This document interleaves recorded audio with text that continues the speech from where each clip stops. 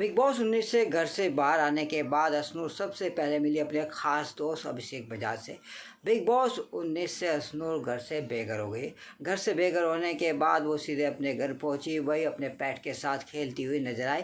वहीं अश्नूर सबसे पहले अपने खास दोस्त जो बिग बॉस में थे अभिषेक बजाज उनसे मिली। उनसे मिलने के बाद उन्होंने क्या कहा आप भी सुनिए। और वेलकम बैक। एक हफ्ता और रह लेती बट कोई बात नहीं, बढ़िया बंदे उठ पे, बाकी सब ढूंढ पे। गुड।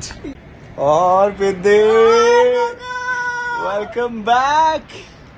एक हफ्ता और रह लेती बट कोई बात नहीं, बढ़िया बंदे उठ पे, बाकी सब ढूंढ पे।